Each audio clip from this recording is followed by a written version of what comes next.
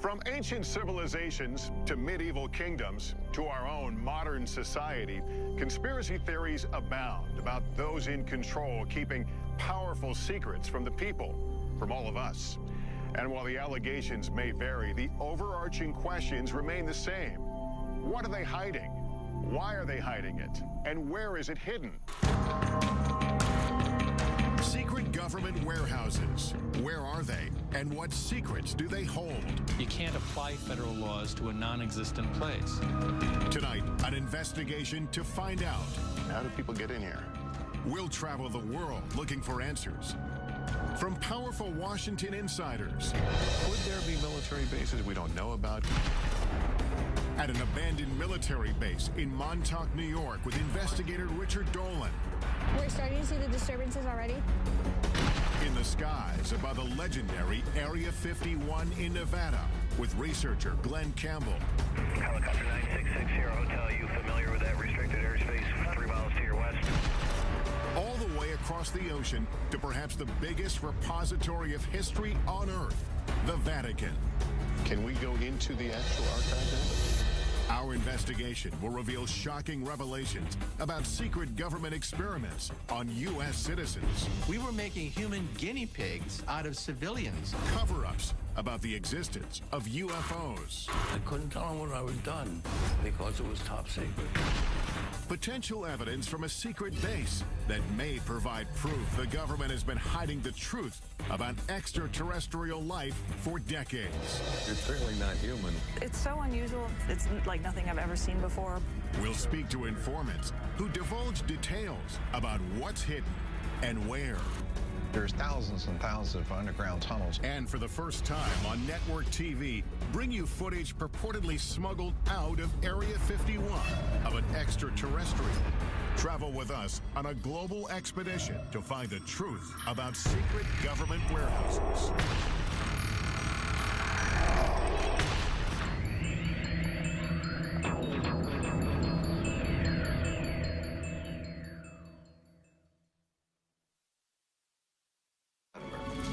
Welcome to Warehouse 13.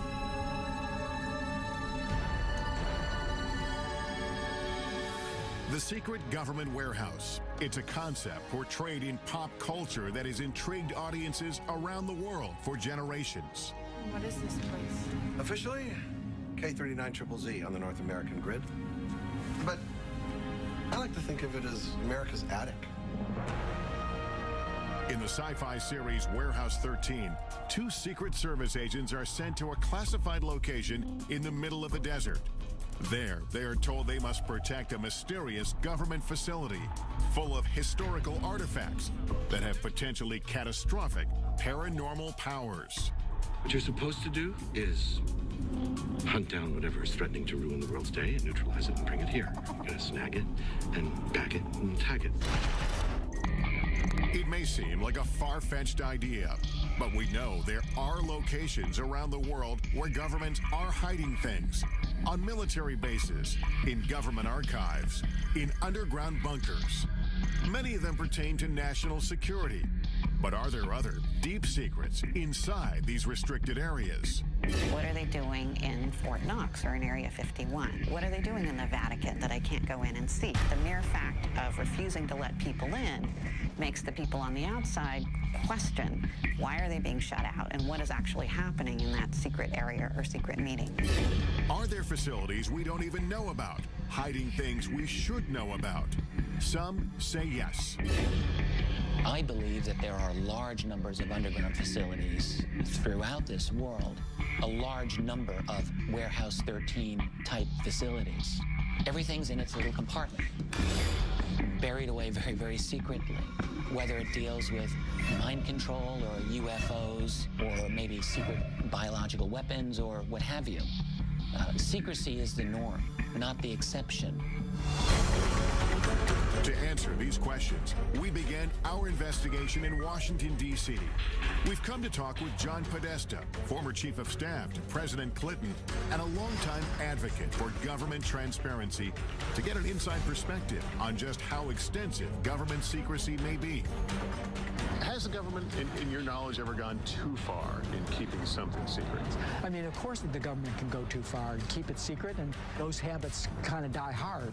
We just need to be observant to ensure that the public gets the maximum information that we can provide it. Is there a sense sometimes that the American public can't handle this information?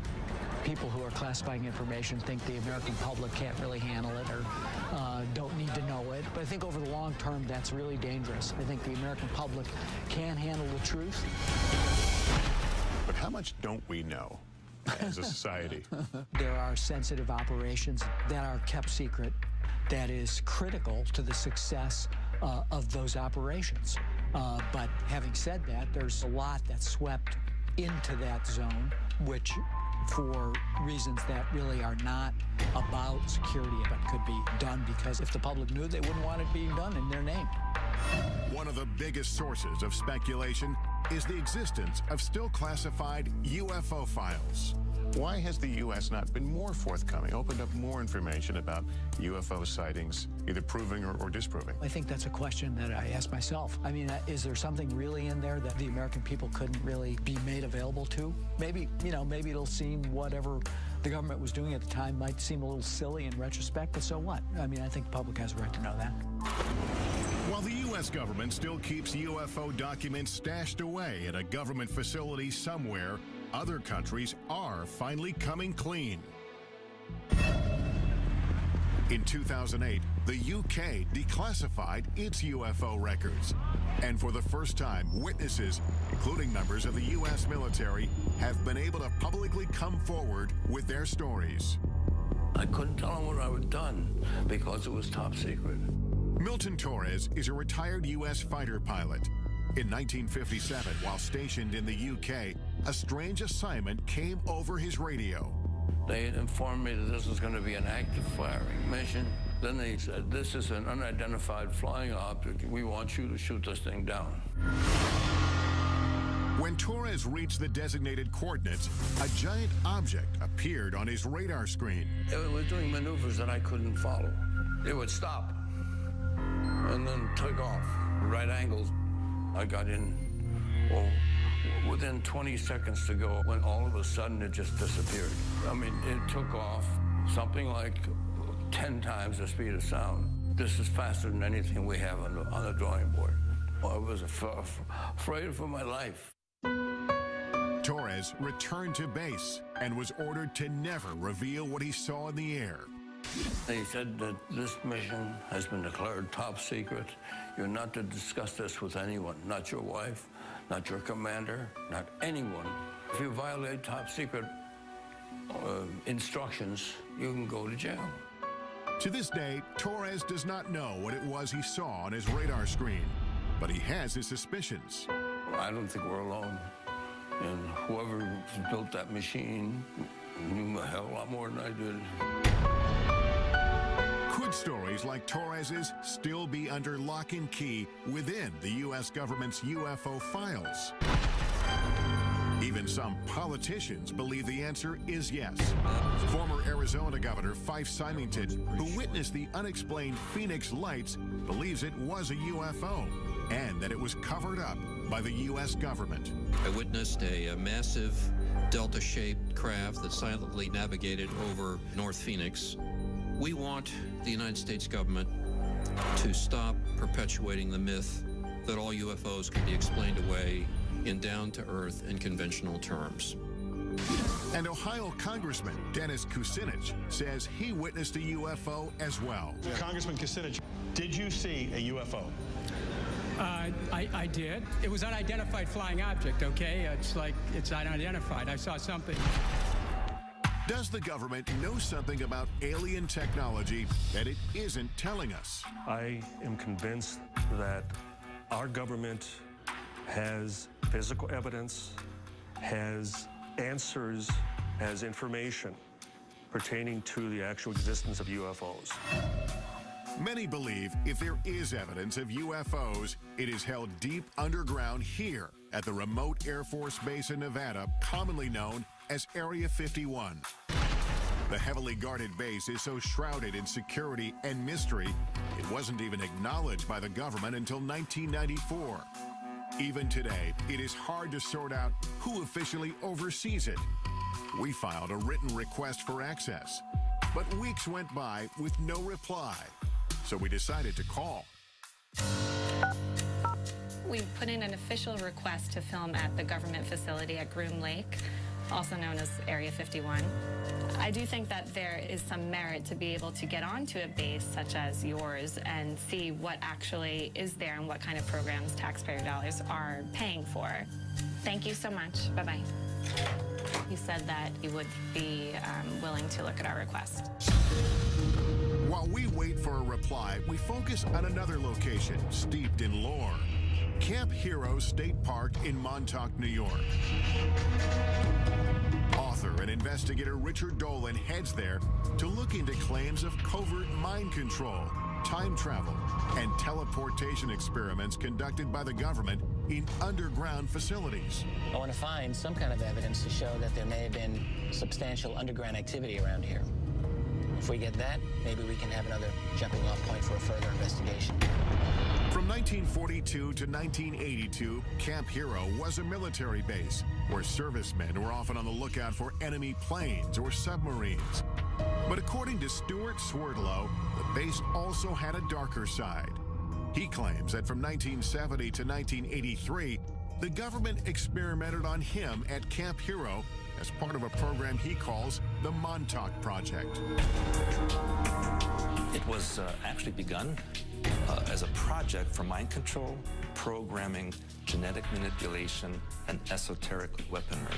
Part of the Montauk Project involved time travel or opening up dimensional doorways from one point to another point. Swerdlow says he, along with thousands of other people, were taken off the streets and from their homes and brought to an underground facility at Camp Hero. The Montauk base on the surface was a derelict or old Air Force base. Underneath, there were 9 levels where the operations took place. There were centers where they would keep people sequestered. It may sound far-fetched, but the U.S. government conducting secret experiments on Americans without their permission is not. It has hidden programs from its citizens in the past and stashed away or destroyed the evidence. Like the medical research done for 40 years on poor black men in Tuskegee, Alabama. They were secretly mistreated for syphilis by the government in an effort to see how they would react. It's only one of the insidious programs uncovered over time. At the height of the Cold War, we now know that the United States military was using the American people as guinea pigs, basically releasing radiation into populated areas to see how fast radiation would spread. The military was experimenting on people without their permission, injecting people with plutonium, which is, of course, one of the most toxic chemicals known to science. They even gassed the New York subway system. But perhaps the most shocking programs involve mind control experiments carried out from the 1950s to the 1970s. The most infamous among them was MK Ultra. MK Ultra was a top secret project to see whether or not mind control was a possibility. The military and the CIA began to look into the possibility of LSD, mind-altering hallucinogenic drugs that could brainwash people.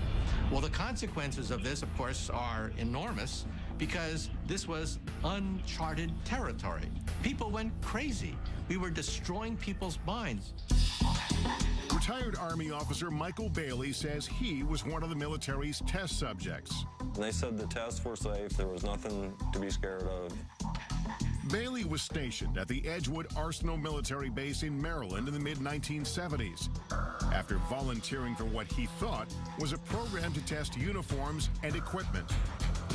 They explained that we were going to be testing equipment of the battlefields of the future, and it sounded exciting. But in fact, Bailey says he and hundreds of other soldiers were injected with LSD and other harmful drugs or exposed to dangerous gases to see how they would behave. We obtained this once restricted training video shot by the military, which shows some of the effects of the experiments conducted on their own men stationed at Edgewood.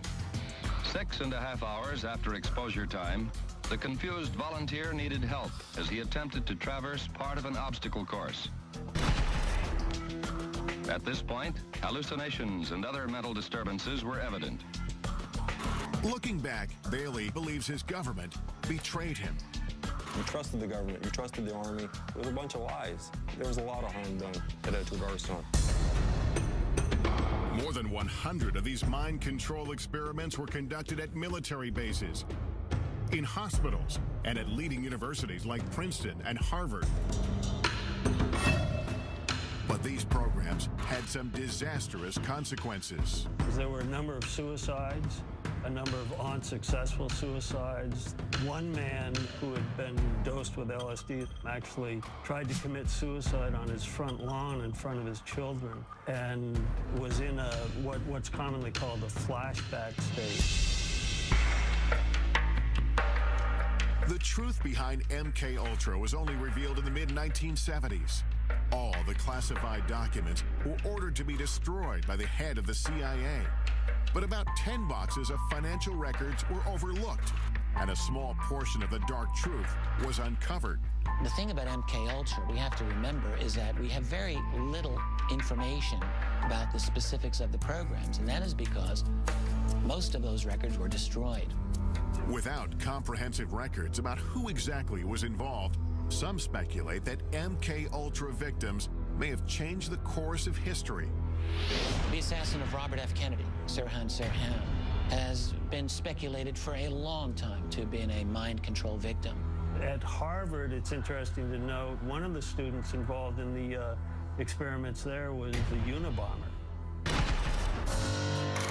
If experiments like MK Ultra took place without public knowledge, is it possible the Montauk Project is another example of a government program that to this day remains classified? We only learned about MK Ultra by accident. It could so easily be the case that had all those records been properly destroyed, to this day, all MK Ultra would be rumor. When I think about that in connection with something like Montauk, it makes me think that it's just possible that the Montauk Project remains rumor because simply the guys running the security did a better job than they did with MK Ultra. Could the U.S. government have been conducting experiments inside secret underground bunkers at this retired military base? That's what Richard Dolan is hoping to find out. If the claims about the Montauk Project are true, that'll change everything about what we think we know about this world. And I have to say, if you're going to have a secret program, then Montauk is a great place to have it in a lot of ways. It's very remote. I think that it's possible that there has been some strange activity going on under there.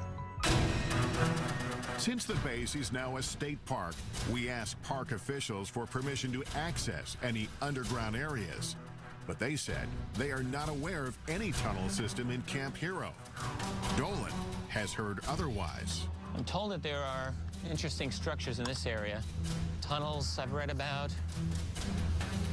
I want to see something. And what he finds may change what we think about the Montauk Project. What the hell is this? What is this? Ahead, I'll join Dolan at Montauk, where we'll use cutting-edge technology to look below the ground. There is something here that could be an underground structure. Later, I'll examine potential evidence that could prove the U.S. military has been covering up the existence of extraterrestrial life for years. Could this be the smoking gun that we're all looking for? But first, I'm heading to Rome, Italy, to try to get past the Vatican gates and into one of the most mysterious repositories in the world.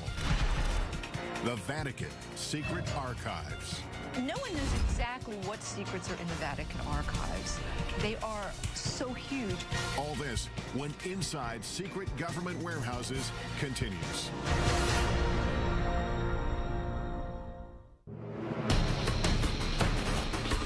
Our investigation into the world's most secretive warehouses brings us here to Rome, Italy, home to the smallest sovereign state in the world, but also one of the most influential, Vatican City.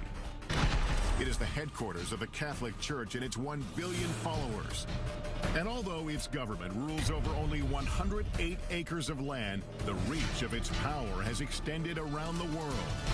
The Vatican is an intriguing place because it's the oldest continuously existing organization on the face of the earth. You can trace it back 2,000 years. The Vatican's role in shaping history is well documented, and some of it, like its support of the arts, is proudly on display here. It's one of, if not the greatest, repositories of art, history, tradition, theology, and written material in the world. It is a treasure trove. Behind me are the hallowed halls of Vatican City, and somewhere deep inside, the Vatican's secret archives. 52 miles of shelves holding thousands of documents. It is perhaps the richest repository of history in the world, and yet it is off limits to almost everyone. For years, scholars and citizens alike have wondered what's hidden inside. Is the Vatican guarding powerful secrets? No one knows exactly what secrets are in the Vatican archives. They are so huge, and scholars are rather limited in what they're allowed to look at. I don't know that we'll ever know everything that they have there. The secrecy and lack of access have stoked the interest of academics, writers, and even Hollywood. In the novel and later movie, The Da Vinci Code, it is speculated that the church might be hiding the truth about the bloodline of Jesus Christ. While in the movie Angels and Demons, an ancient document stored inside the archives holds the key to preventing a secret society called the Illuminati from exacting revenge on the Vatican. This way, please. The archives in the movie is a vast, highly secure, state-of-the-art facility filled with millions of documents.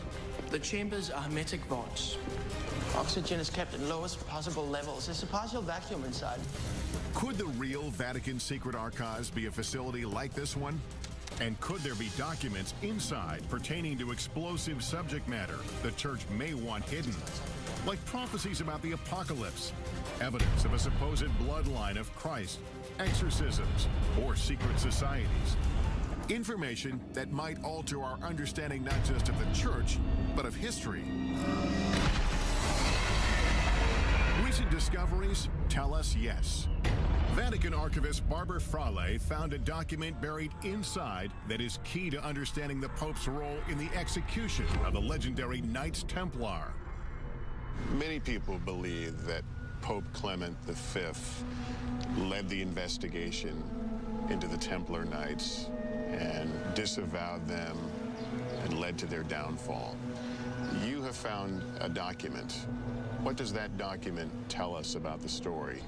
In 2001, we found in the Vatican's secret archive an original parchment belonging to Pope Clement V, who asked for a secret hearing for the Masters of the Templar Order, absolving them, as he was convinced they weren't heretics.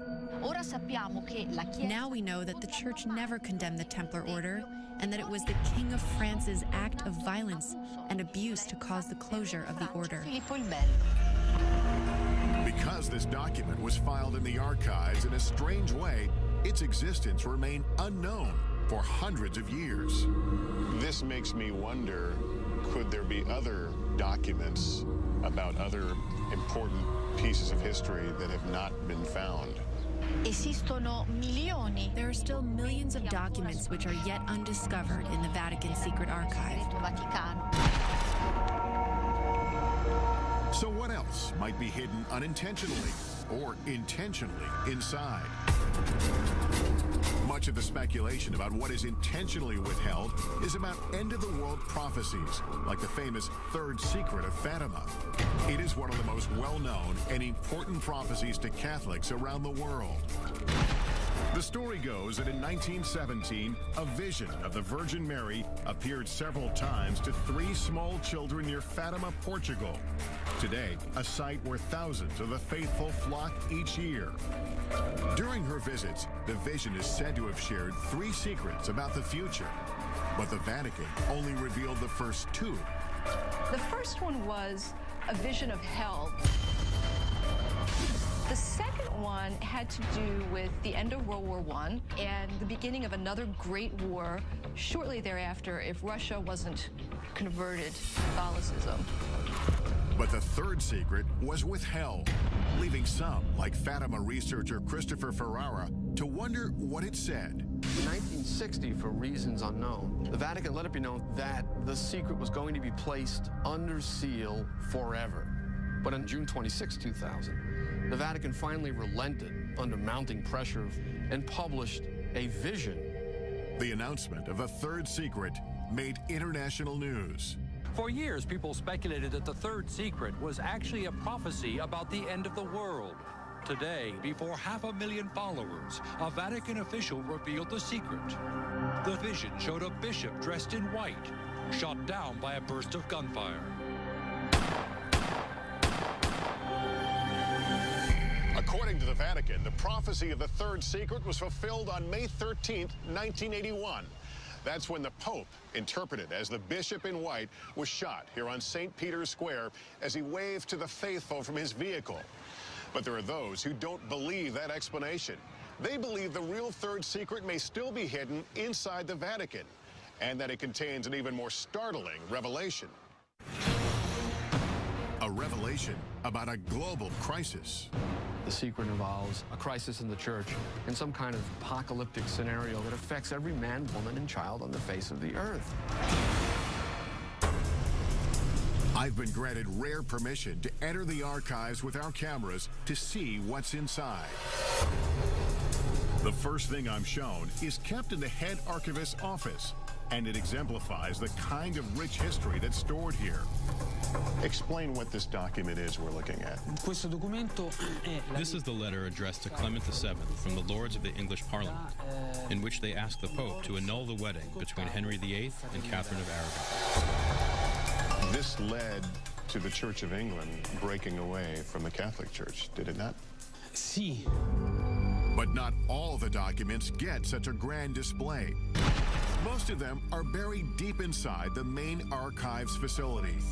The Archives Secretary General, Luca Carboni, has agreed to meet with me and take me into the heart of it all. Can we go into the actual archive now? We go to see the storage of the archives. Where the archives the storage.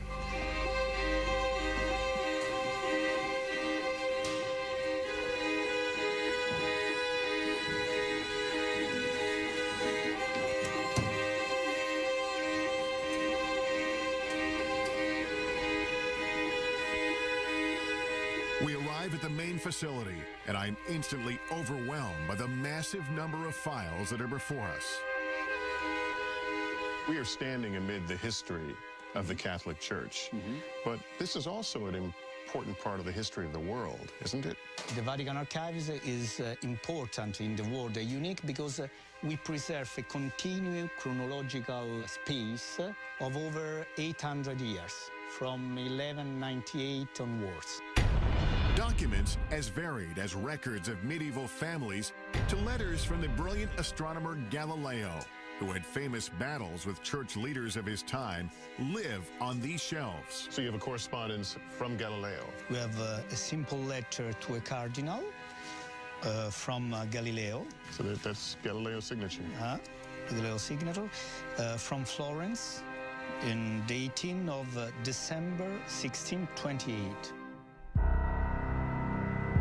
There is just so much here. Is it possible that there are things here that even the archivists don't know about? Yes, each day we discover something new or something interesting. When you use the term secret here... Okay, secret means private. Secret in this case doesn't mean things that no one can see. No, only private. private, but off limits to all but about 1,000 researchers handpicked by the Vatican each year. It's not hard to imagine how documents can get buried in this vast warehouse, either accidentally or on purpose. The Secrets of Fatima, would we find something about the Secrets of Fatima here? No. Here is not preserved. If I don't remember, if I remember well, it's not here. But then, where is it? Are there other secure places within Vatican City? Even within this facility, there are areas that are restricted, like the Parchment Room, holding some of the oldest and most important documents. Can scholars and researchers come here? No. Only the staff of the Vatican Archives. All your parchment are kept here? We preserve 50,000 of single parchment in this room on 2 floors. The air feels different. Is the climate controlled here? Yes, it's under control. And what is in here? Here we have the famous Templar trials. The 3 meters of parchment rolls. But we can't see it? No, it's close. There's no doubt that this repository is one of a kind. But the Vatican has not shown us evidence to prove or disprove the rumors of secret documents being stored inside the archives.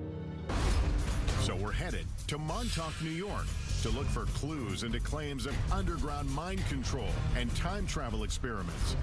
And later, we're going to some of the most heavily guarded military bases in the U.S. to investigate reports that proof of alien life is stored inside. All this when Inside Secret Government Warehouses continues.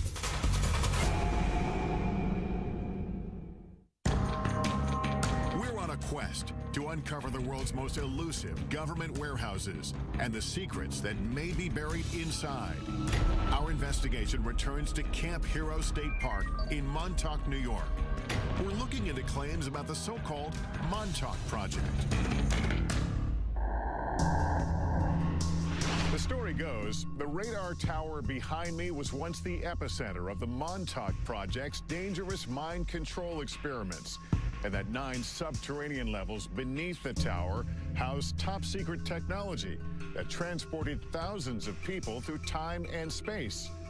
But do those underground facilities really exist? According to the United States government, there are no underground facilities at Montauk.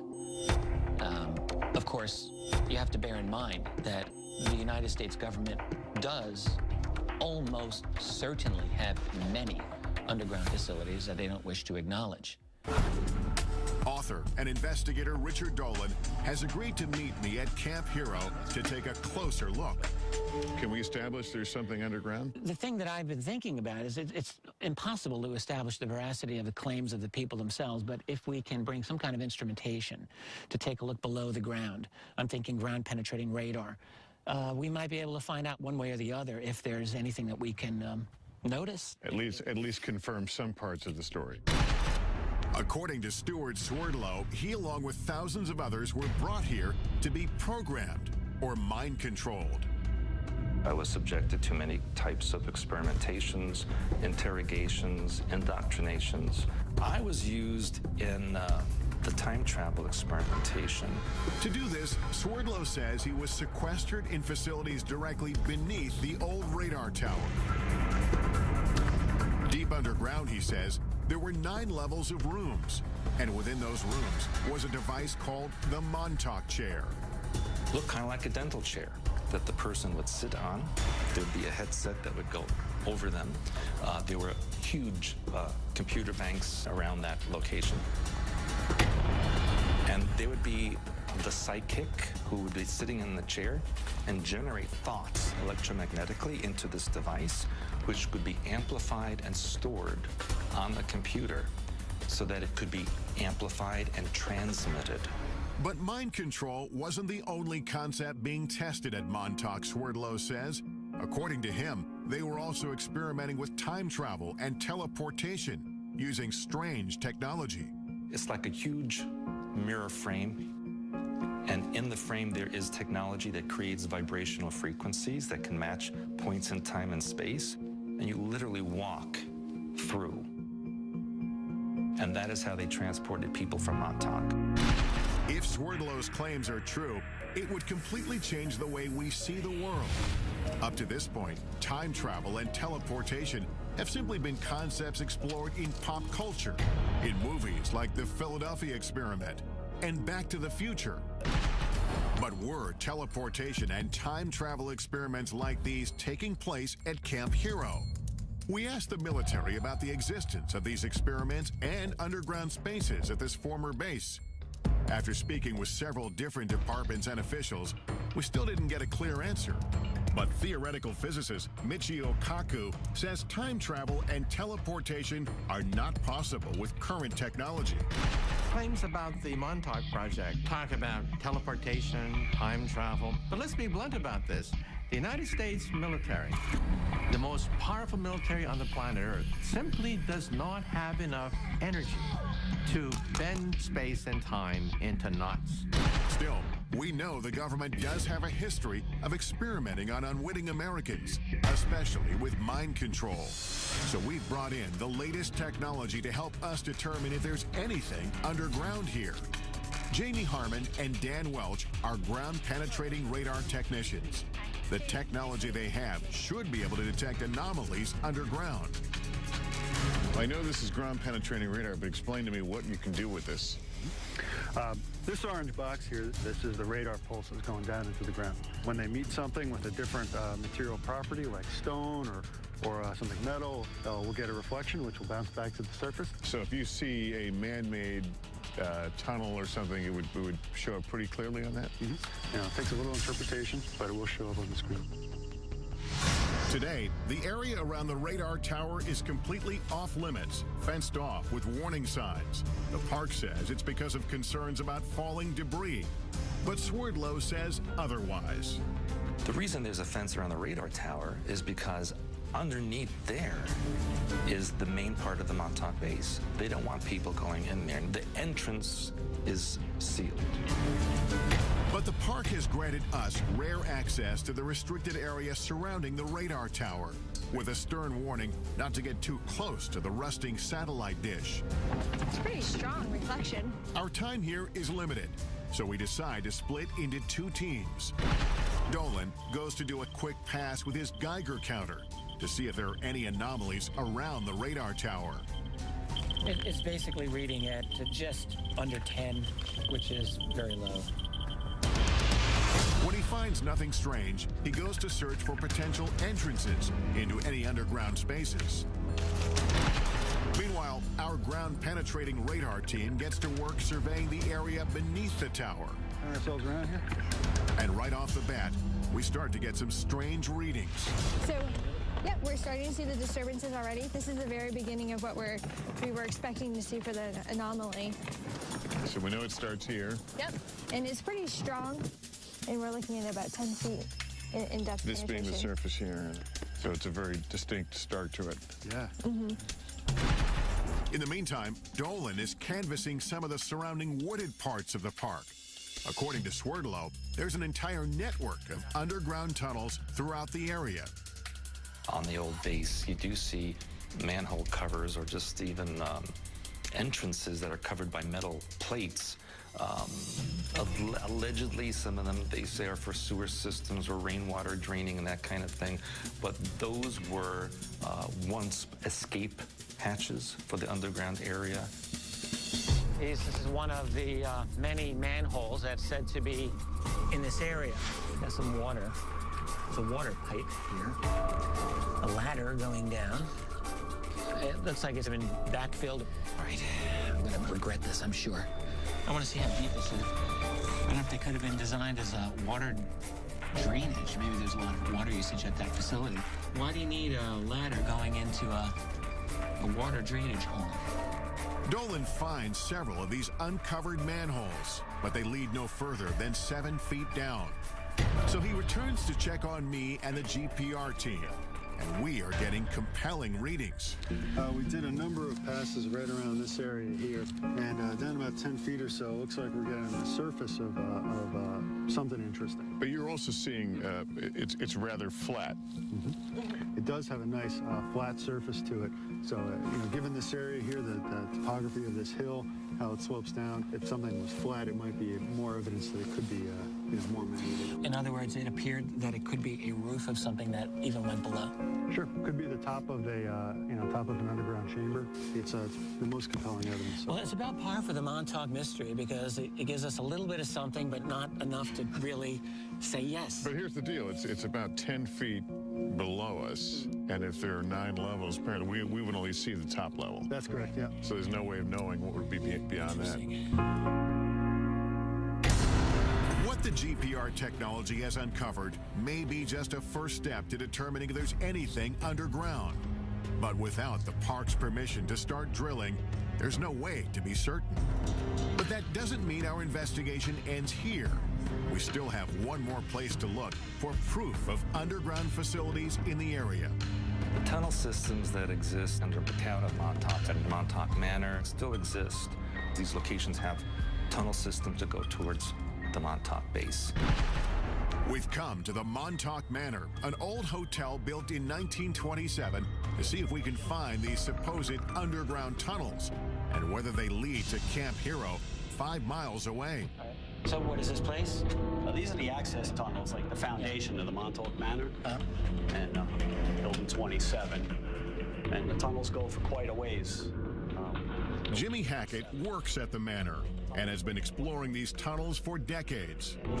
Have you gone through the whole route of I've gone through a big portion of it, but there's still some unexplored sections back there that I haven't been through. Have you ever explored Camp Hero? Yeah, I did. Actually, when we were younger, we played up there while it was actually a working Air Force base. We found, I don't know what you call them, but they were tunnel-like. We'd climb down metal rebar ladders into these square tunnels. Are those the manholes that we're talking about? These are different? Yeah. These are cement square with metal lids. And those are now sealed over? Yes. Yeah, I've heard they were filled with cement. But there are tunnels under Camp Hero? Yes. We start to make our way through these tunnels. They quickly get lower, narrower, and harder to navigate, with no end in sight. No, we can get through here. Yeah, we can get through. Watch our heads. Yeah. A lot of cobwebs down here. A lot of cobwebs, it just keeps going. Turns around to the right.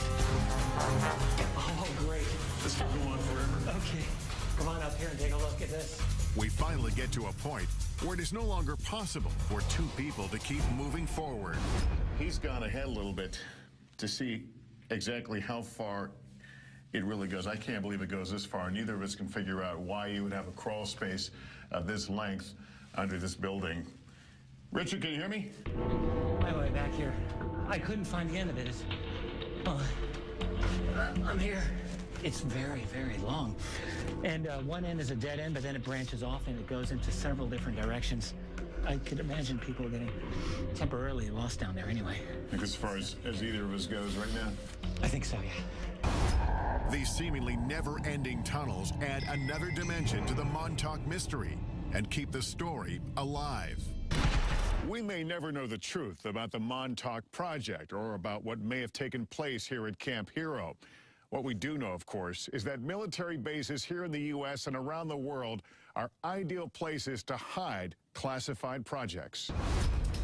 And that's exactly where we're headed next, to 2 of the most secretive, heavily guarded military bases in the country. Our first stop is Wright-Patterson Air Force Base in Ohio. Could the potential evidence we uncover there prove once and for all the base has been engaged in a cover-up of alien life? He says, forget you ever seen this, forget you ever worked on it, don't talk about it.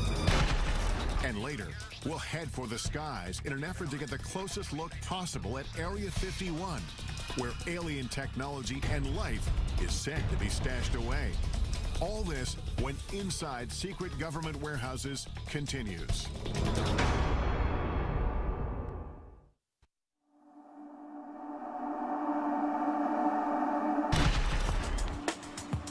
Our search for the truth about secret government warehouses has taken us on a global journey. We've been to Montauk, New York to explore allegations of mind control and time travel experiments underneath an abandoned military base. And we've traveled across the Atlantic to delve into the depths of the Vatican's secret archives in search of answers to age-old mysteries. As our investigation deepens, we check in at our nation's capital, where we are still looking for answers and access. We made that request via fax 4 weeks ago, and we haven't heard anything back. We would love an opportunity to go to the facility and tour it. For weeks, we've been calling the Air Force requesting permission to get inside Wright-Patterson Air Force Base in Ohio, and what may be the most secure military base in the United States, the legendary Area 51. Oh, you've never allowed visitors out there? After phone calls to multiple government agencies, we finally reach an Air Force representative who agrees to review our request one more time. Thank you so much. I would appreciate that. The Pentagon's reluctance to let us into these military bases only fuels our curiosity. Could they be hiding more than military secrets inside? And are there other bases, or even warehouses like the one depicted in the sci-fi series Warehouse 13 that we don't even know about? And that is exactly what we do here. Take the unexplained, and we just safely took it away in this supersized Pandora's box. Change the environment. Washington insider John Podesta says the idea of a central warehouse is a myth. There's, of course, not one single place that classified information is distributed across the country and across the globe. Could there be military bases we don't know about? Could there be places underground? Well, if we don't know about it, how do we know? Officials at Wright-Patterson Air Force Base decline our request for an interview. But we are able to speak with Congressman Michael Turner, who represents the Dayton, Ohio district where the base is located. Wright-Patterson Air Force Base is known as the largest Air Force base in the world. It has over 20,000 people who work inside the fence, largely in research and development. It has been involved in every plane for the military, starting with the Wright brothers plane, going straight through to stealth. Turner acknowledges Wright-Pat's classified research has inspired theories about extraterrestrial technology stored on base. Whenever you have a base, it's 8,000 acres and only 10 planes. There's a lot of research and development that's going on, and there's a lot of speculation. Speculation fueled in part by Wright-Pat's role in the infamous Roswell incident of 1947. The government has issued at least 4 different official explanations about what actually crashed in the New Mexico desert. And while theories may vary, certain facts are indisputable. A declassified FBI memo dated July 8, 1947, indicates the wreckage purporting to be a flying disc was secretly flown 1,500 miles to Wright Field by special plane for examination. After the Roswell incident, Wright-Pat became home to Project Blue Book, an official government investigation into UFOs. Well, I think people who were interested in UFOs certainly looked to the Air Force to have some kind of greater knowledge about what had occurred than merely those who had witnessed them and what their beliefs might have been. The Air Force investigated more than 12,600 UFO sightings. 700 of them remained unexplained when the government terminated the project in 1969. UFO author Donald Schmidt says Blue Book was flawed from the start. The true hardcore cases were going upstairs, we're going above Blue Book to something that we'll never know about. Retired Air Force Captain Robert Collins spent 22 years in the military, 6 of them at Wright-Pat. I had a top secret SCI, or Special Compartmented Information Clearance. Honorably discharged in 1988, Collins says he has come forward because he wants the military to stop covering up the secret UFO research he believes it has been conducting at Wright-Pat for decades. It deals with all the black programs that the Air Force has, including all the classified, super secret reverse engineering programs for UFOs.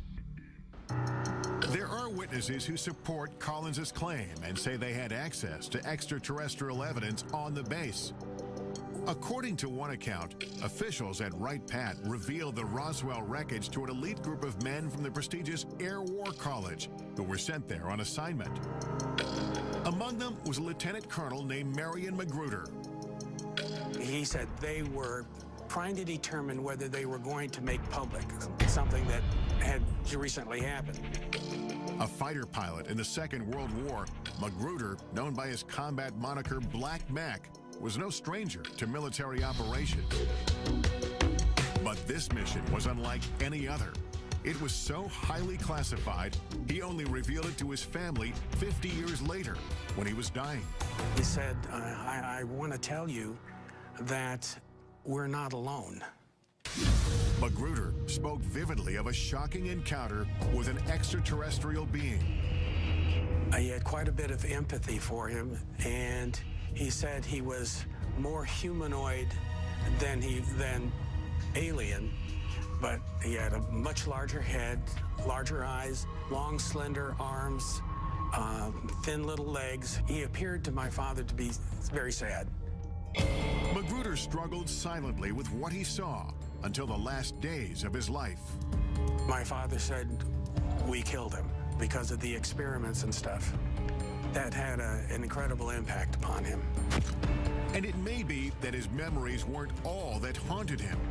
There would be some people come to visit him to discuss that situation with him. Whoever it was, and I never knew who it was very interested in making sure that secret was kept. The Air Force referred us to its 1985 fact sheet that addresses persistent UFO rumors. It says there are not now, nor ever have been, any extraterrestrial visitors or equipment on Wright-Patterson Air Force Base.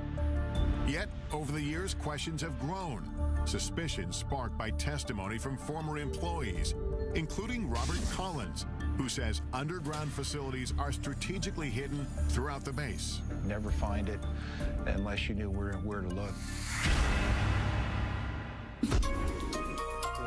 Coming up, reports of a complex labyrinth deep underneath Wright-Patt, and physical evidence allegedly from the base that may prove a government cover-up of alien life. I'm too old to worry about my reputation.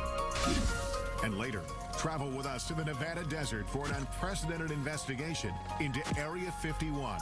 If the public ever really knew what happened at Area 51, they'd want to burn the place down. All this and more when Inside Secret Government Warehouses continues.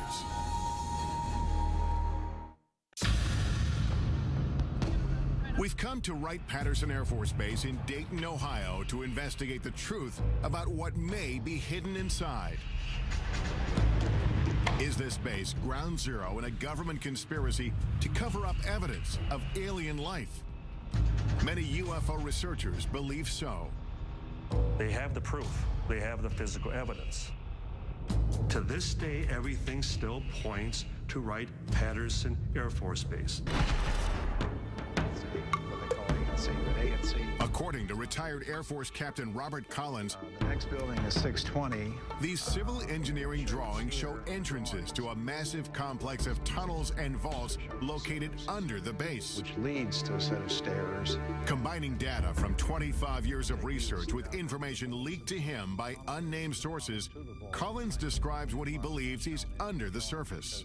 All these tunnels and vaults are completely independent of anything else in Wright-Patterson Air Force Base. 60 feet down below ground. And then there's a limestone rock bed, which is anywhere from 10 to 15 feet thick. So you may be as far down as 70 feet. You're looking at probably the size of a couple football fields at least in length. There's roughly 4 big vaults. They're about 100 by 100 feet in size. They got carpeting on the floor of the tunnels, and you could drive a pickup truck through them. Collins says the most remarkable secret isn't the underground complex itself, It's what he says the Air Force was and possibly still is hiding inside.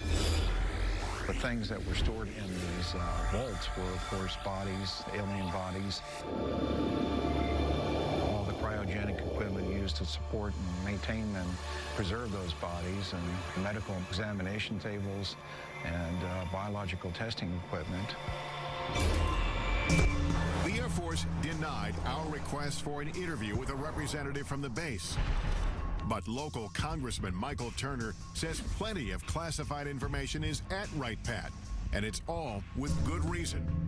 A lot of the things that are going on at Wright-Patterson Air Force Base are secrets that need to be protected. There are things that are in development, research that we're doing, possibly for capabilities for us in the future, or even how we're looking at our potential adversaries. A statement issued to us by the base says the evolution of virtually every Air Force aircraft flying today can be traced back to Wright-Patt. They tell us current developments include material that can sense and then heal its own cracks, as well as bird and insect-sized aircraft capable of swarming. One of the few reporters allowed on base to investigate the legends of UFOs at Wright-Patt is Emmy Award-winning newsman Carl Day. An awful lot of unanswered questions, and tonight we're going to try and sort out facts from fiction. And they said, well, come on in and look and see if you find anything. This was at the invitation of the Air Force. Aware of reports about underground chambers, Day asked to be escorted to the lowest level of Building 620. The tunnel that I went through was certainly not big enough to drive a truck through, and we had to duck out of these tunnels because they were very low. While Day didn't find hidden tunnels, he uncovered something even more shocking. It was a small mandible, which is the lower jaw of something. In the course of his reporting, Day met a dental technician from a Veterans Affairs hospital 15 miles outside of Wright-Patt, who said he had worked on a strange impression of a mandible brought from the base. At the time, the man was so afraid to tell his story that he didn't reveal his name or face. Never seen anything like this before in human or animal. Neither one. Today, at 81 years old, John Musgrove speaks undisguised for the first time. I'm not going to be around too many more years, and I'd like for this story to be out, you know, because I don't think the federal government is ever going to come out and say, yes, there are aliens and they are visiting us. Musgrove says that in October of 1979, two uniformed men he recognized as officers from Wright-Patt came to the VA hospital to obtain a cast of a dental impression. There was no blood and saliva. It was just dry as a bone. And I noticed right then and there I had something unusual. I thought to myself, my God, what have I got here? When Musgrove finished the assignment, his boss made it clear not to speak of what he saw ever again. He raised his hand up like this with the impression, looked at me and crushed it and threw it into the trash. And that's when he says, forget you ever seen this, forget you ever worked on it, don't talk about it. The impression was broken, but Musgrove dug the pieces out of the trash and put it back together so he could duplicate the cast. Convinced the mandible came from a skeleton stored at Wright-Patt, Musgrove gave a copy of the cast to Carl Day to investigate. But the case went cold when nobody Day showed it to could identify its origin. I didn't want anything to happen to it, just in case. So it's in a safe deposit box. And I've got the key. Day agreed to retrieve the mandible from his personal repository. There it is. This is the first time it's ever been shown on national television. I would love to know if this is indeed representative of true aliens' lower jawbone. You can imagine how small the head must have been. 30 years after the cast was made, pressing questions remain. Could this be the smoking gun that we're all looking for? And final proof that indeed we're being visited by aliens? It proves one thing. There's something other than human and animal. Coming up, does this mandible hold the secret to extraterrestrial life? A leading dental anthropologist weighs in. And that's not even close. Right. But first, join us in the Nevada desert. Doesn't it make you wonder what's in there that has to be so secret that they kill? As we examine exclusive video that may expose what happens inside the most secretive military base in the United States. When Inside Secret Government Warehouses continues.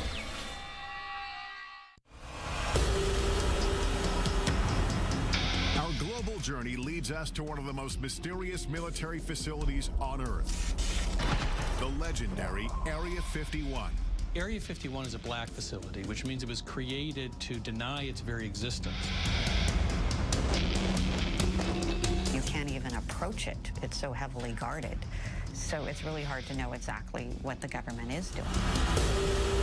Government secrecy surrounding Area 51 has made the base so notorious that it's even depicted in blockbuster movies like Independence Day. In the film, Area 51 is portrayed as a massive UFO research complex, complete with flying saucers and alien bodies. After repeated requests for access to Area 51 or a representative, we're turned down. May I ask why we're being denied access? The Air Force issued a statement saying the area is used for testing and training for operations critical to the effectiveness of U.S. military forces and the security of the United States. And some specific activities and operations, both past and present, remain classified and cannot be discussed. Undeterred, we hit the road to find out as much as we can without breaking the law. I'm now driving to the Nevada desert a couple hours north of Las Vegas, heading to the legendary Area 51, a place that perhaps holds some of this country's biggest, deepest military secrets. What exactly goes on there has been the source of a lot of speculation. As local tourism shows, most of the speculation centers on extraterrestrial projects, reports of warehouses dug deep into the mountainside. There's some sort of earth-moving activity taking place in that area. Where some claim scientists are conducting reverse engineering on alien spacecraft. It was hundreds of thousands of years ahead of our technology. And most shocking of all, potential evidence that may confirm extraterrestrials exist and may have been held on the base. All claims we'll look into in the course of our investigation here. Area 51 has been veiled in secrecy since its inception. Established in 1955 as a covert test site for the U-2 spy plane, its purpose was to hide military projects. It was a place that was preoccupied with maintaining total secrecy. And secrecy then became its mission. The remote desert location, labeled number 51 on this 1950s map, seemed to be the perfect place for a black facility. But as the base infrastructure and activity grew, information began to leak out. The U-2 spy plane, the SR-71 spy plane, various stealth aircraft were all tested at this facility. And everything that we can see from the ground and the air indicates that this base is for aircraft testing. Despite full-scale Air Force operations on site, the government refused to acknowledge its existence. Not just initially, but for 40 years. Area 51 investigator and guide Glenn Campbell has been studying the facility since the early 90s. It was sort of like going to a drive-in movie. You could drive up and look down on the secret base that the government didn't acknowledge. I'm going to meet up with Glenn Campbell. Glenn and I first met up 16 years ago when I came out to this same desert trying to get answers about Area 51. This new point we're heading to is Freedom Ridge. In this report I did back in 1994, we simply drove up a nearby peak and the entire facility was revealed. From our mountain vantage point, Dreamland is a collection of unremarkable buildings. Today, the military has expanded control over land around the base. It's been a long time. So getting a good view won't be as easy. What will we be able to see today? Well, from the ground, we're not going to be able to see much. And I know you brought some so we have satellite photos. Increasingly better satellite imagery over the years. Some of the stuff is incredibly good. Look at these runways and things. It's still the best way to see it is from overhead. Yeah, the security of this place is part of the intrigue. That's what continues to raise the level of curiosity and even, you know, conspiracy theories. The security here is intense. When we look around, it's a good place to hide. You know? It's a damn fine place to hide. Area 51 first gained public attention in the late 80s with an explosive claim made by a physicist named Bob Lazar. He said he'd been working on a top-secret project to reverse engineer alien spacecraft at a classified location near the base. He says, no, John, he said, I was in it, I touched it, it's real, it's E.T., it's nothing that we could have produced. Bob Lazar declined our request to be interviewed for this program, but referred us to his good friend John Lear, a retired pilot who flew missions for the CIA. I was the guy that exposed Area 51. Lear says he pushed Lazar to do a television interview revealing the government cover-up of alien technology. He said, yeah, just as long as I do it in shadow. The interview took place at Lear's home, and he captured the setup in this exclusive video. Taking pictures, that's Bob. That's his wife. In the interview, Lazar claims to have worked on flying saucers in a secret facility called S4. So covert, it's camouflaged by a mountain south of Area 51. John Lear describes S4 as Lazar explained it to him. S4 is an underground base. It just looks like a slope of a mountain, but actually they're hangar doors, and they slide up. So it looks like just part of the mountain is sliding up. And it would lead into a laboratory, and there was a set of hangars there. 9 hangars all together, and there was a flying saucer in each different one of them, and they were all different. Right, straight down the road. If the reports of flying saucers and reverse engineering are true, then could the government be using Area 51 as a warehouse for alien technology? Regardless of what kind of secrets the military is hiding inside Area 51, it's clear visitors aren't welcome. This is as far as we can go on public land. That's the first thing that strikes me. There's no fence, just a pair of signs. At first look, security at the base doesn't seem impressive. But soon, the complex layers of defense become apparent. I noticed tripods on the hill. Those are watching us. Cameras, they're looking down at us. They're looking at the road over there. You can't sneak by on this road. And if you miss that, you don't miss our friends up here on the ridge. Right. In the pickup truck. These guys are here 24 hours a day. Ground sensors, remote cameras, and private security around the clock. Yet the desert itself may still be Area 51's best protection. You know, when we came here, I expected to see a 15-foot barbed wire fence. There's no fence, just a series of these orange posts. These posts are the only marker that you're required to have in Nevada to mark a boundary line. They don't need a fence here. They've got 13 miles of empty desert to protect the base. Well, the sign's pretty typical. Warning, restricted area until you get to the bottom. Use of deadly force authorized. So we're actually 3 feet from being in a situation where we could be killed. Doesn't it make you wonder what's in there that it has to be so secret that they'd kill? Could it be true alien visitors are being held at Area 51? Airing for the first time on network television, this video purportedly shows a live extraterrestrial on the base. He's apparently being observed by military workers through a glass partition. The source of the tape is a man who goes by the name of Victor. He won't reveal his identity for fear of retribution. Victor says the video was smuggled out when material from the base was being converted from analog to digital.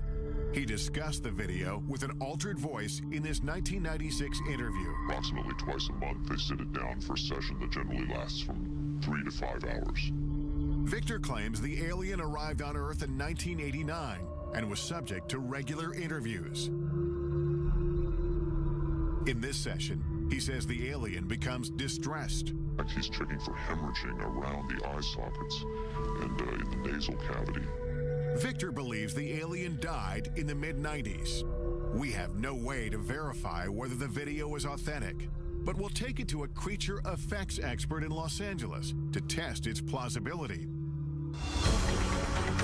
In the meantime, we scale a mountain in search of any sign of structures inside the restricted area.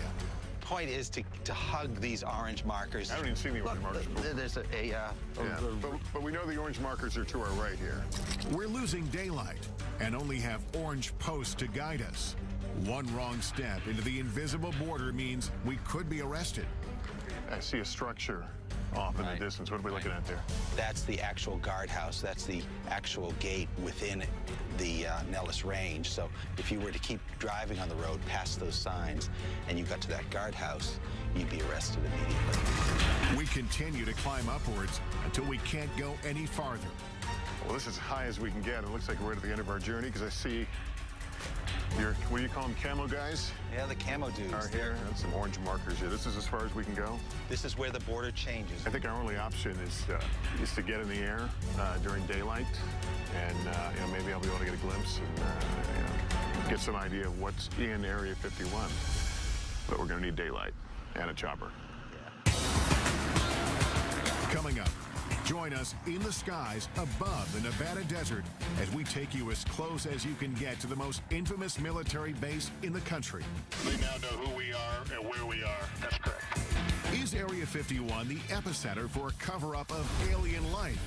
Or is the base concealing earthly secrets that are much more disturbing? Find out what happened at Area 51 and what humans did. That's scary enough. When Inside Secret Government Warehouses continues.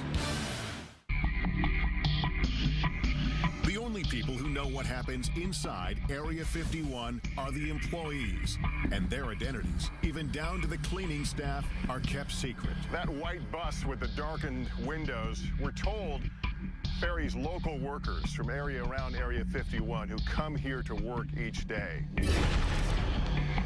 Those not bussed in are flown in, shuttled back and forth on special unmarked planes.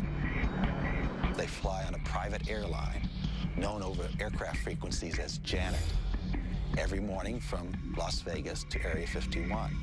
This surveillance video shows workers returning from Area 51 on private 737s. These are jets without any company markings. They just have a red stripe down the side. Signing on to work at the base means agreeing to a covert lifestyle. No one can even admit that they work there. Jonathan Turley, a litigator in national security cases, first learned about Area 51 in 1994 when he was contacted by employees who were gravely ill. You're basically told to go die. And they weren't supposed to talk to a lawyer, and they weren't supposed to talk to a doctor. Despite having signed non-disclosure agreements, some workers told Turley they'd been exposed to toxic materials on base. One of them was a sheet metal worker named Robert Frost. He couldn't tell the doctors where he was working or what he might have been exposed to. They could have put him in jail for it. In 1994, I conducted this interview with Frost's widow, Helen. She told me about the first day her husband came home with symptoms. He walked in a door, and he was screaming. I looked at him, his face was bright red, and all the skin was peeling off of his face. Turley filed a lawsuit accusing the military of poisoning Area 51 workers through blatant negligence by recklessly disposing of hazardous waste. They dug a football field-sized trench, and they would fill it every week with all types of hazardous and toxic wastes. And then they would just dump jet fuel on it and set it on fire.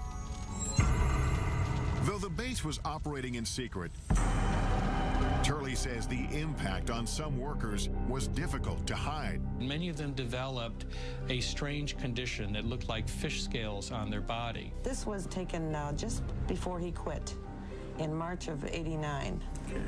And then he had these large sores on his back. He had those all over his body. Turley's clients wanted to know what they were exposed to, but suing for information was a Kafkaesque task. At the time, the government denied Area 51 even existed. At one point, I just told the judge, Your Honor, I can take you there. I can point you to it. You can see it. How can it not exist as a matter of physics, let alone the law? Turley says it wasn't until he obtained satellite photos of the base that the government finally acknowledged some operations in the general area. They believed that they lived in a special place that was not reachable by federal law, that even killing someone, it was just simply not something to be held accountable for. Eventually, Turley filed several lawsuits on behalf of sick workers.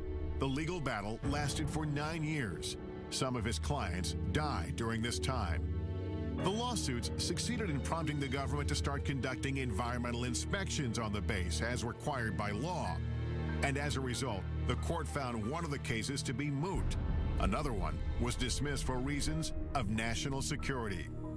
In the end, Turley's clients got no answers, and disclosure of the legal inspections prompted by the lawsuit was deemed subject to a presidential exemption.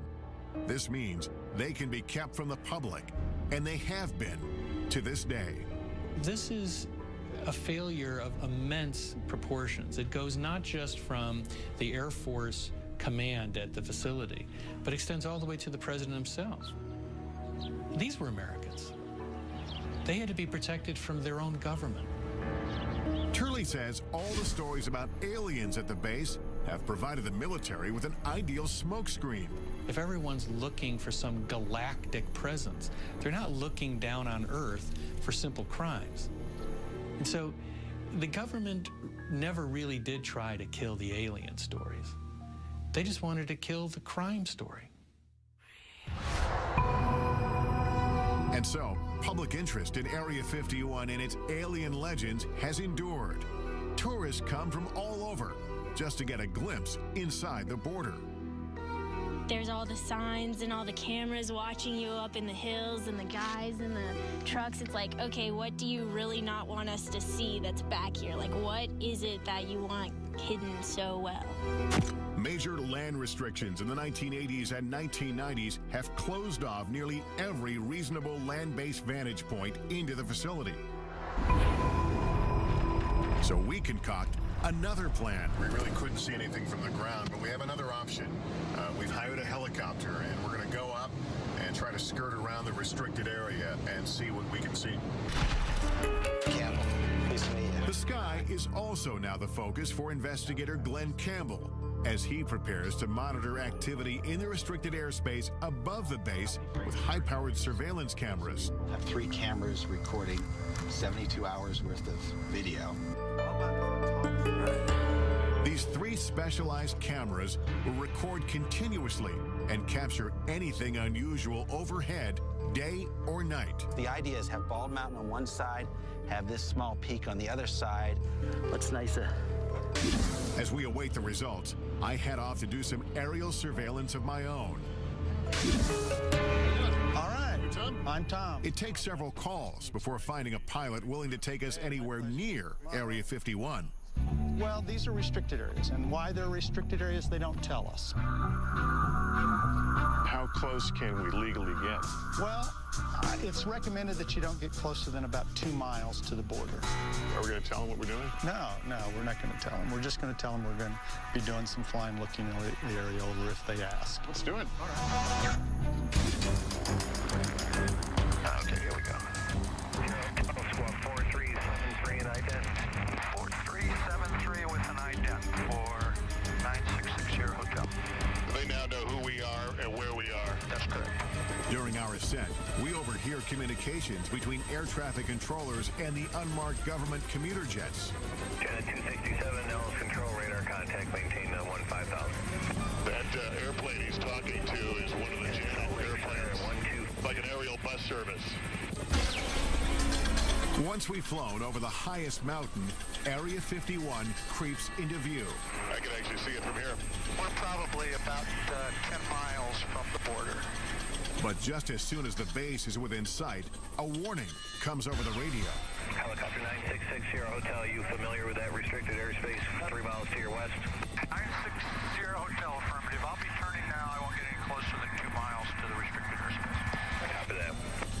It's clear that again, like on the ground, we're being observed. We are as close as we will be allowed to go to Area 51. This place is so restrictive that we legally can't even point our cameras in the direction of the base. We're at a little over 8,500 feet. It's a beautiful, clear day. This is absolutely the best view that anyone will be able to get of Area 51 from outside the restricted zone. I'm going to be able to tell you what I see as I look out. There are two what must be very, very large buildings, aluminum roofs. They shine very brightly. I can only surmise that they are hangars of some sorts. There are a number of lower-lying buildings. All of it seems to be along the edge of a dry lake bed. There is what appears to be a very long runway. Our investigation has revealed as much visible evidence of the base as legally possible from the ground and from the air. I'm guessing they're a little more comfortable when we're leaving this area. More than likely. And if we've learned anything, it's that the government is intent on keeping what's hidden inside this legendary military base a secret.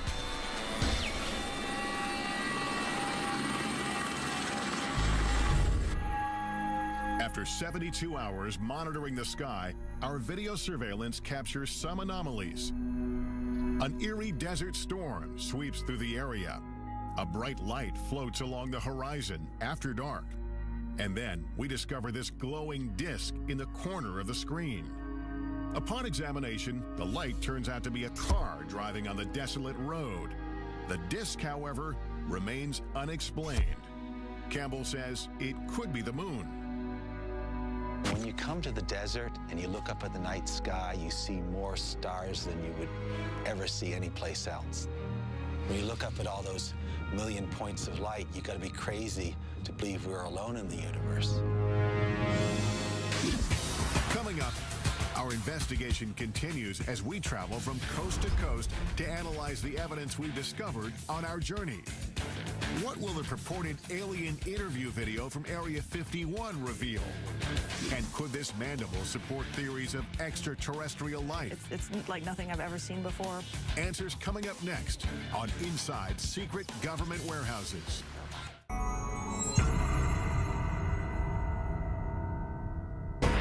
Our investigation into secret government warehouses culminates with analysis of the potential smoking guns we've uncovered.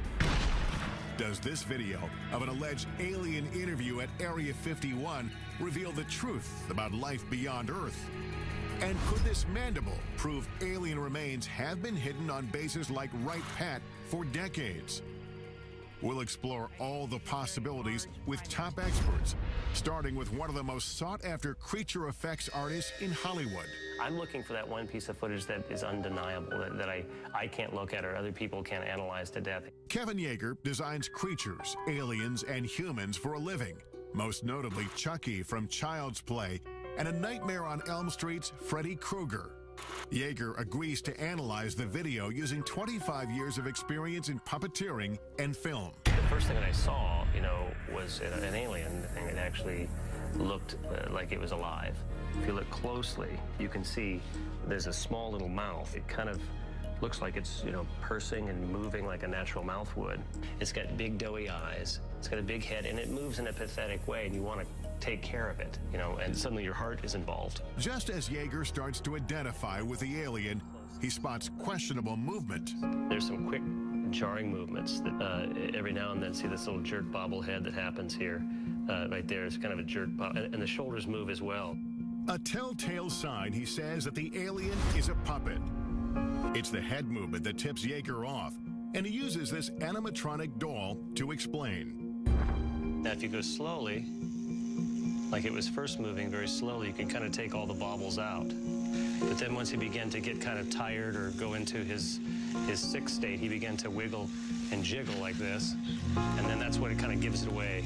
But when dealing with a life form we know nothing about, Yeager admits anything is possible. Maybe the atmosphere here is different and the pressure, and they can't handle it, and the gravity it is too hard on them, so they do bobble. Still, Yeager says it looks like the setup is hiding something. The darkness of the videotape, the fact that the alien is sort of back behind a desk, I believe that is to obscure a possible puppeteer behind there. Yeager thinks the alien and the video are a hoax, but he says it wasn't a bad try. There's certain organic elements to it, and I can totally see why people would think this is real. Hoaxes do nothing but undermine efforts to get to the truth. With that in mind, we head to New York City to visit NYU dental anthropologist Shara Bailey. She has been studying the mandible we obtained during our investigation at Wright-Patterson Air Force Base. The jaw shape is what struck me first, because the shape of this jaw is very narrow in the front part, and then it kind of dips in here, and then it's very wide in the back. And this is very unusual for a primate. It makes this curve and then comes out. Yeah, it's kind of like an S curve, I guess you might call it. And certainly our teeth don't, and jaws don't do that. No, they don't. Dr. Bailey has 2,000 primate casts, one of the largest collections in the nation, and she's compared the mandible to every single one. Can you say with any fair amount of certainty that this is not from a primate? Yes, I would put my career on it that it's not from a primate.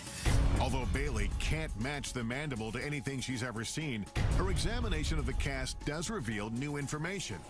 The cast was made from a skeleton. And this is of a living person. Because we see the gum here? Yeah, you can see the gum, and you absolutely can't see the gum here.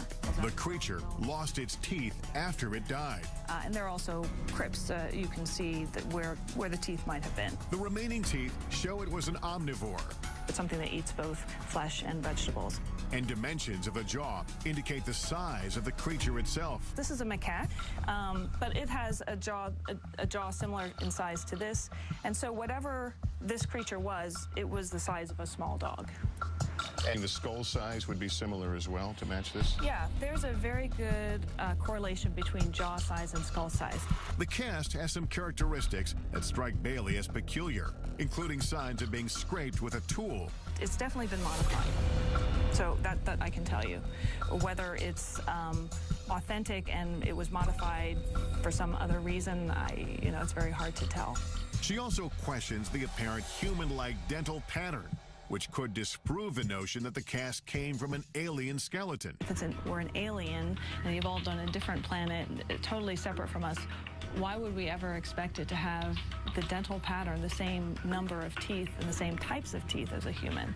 It's very odd. If in fact this came from another planet, how would you begin to really compare it to find out what it is? All I can do is compare it to living things on this planet. This mandible is not of any creature that comes from our Earth, that's for sure. This alleged alien artifact tied to our nation's most complex Air Force base may be just the tip of the iceberg of what the government doesn't want us to know. Could this be one of the many secrets locked away in classified government warehouses around the globe? And is there a real Warehouse 13?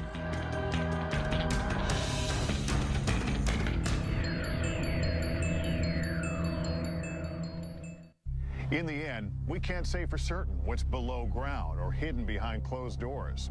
What we do know is that there will always be information those in power don't want us to know about. And as a society, we have the right and the responsibility to keep asking, to keep pushing, to discover what they don't want us to know and why. I'm Lester Holt. Thank you for watching.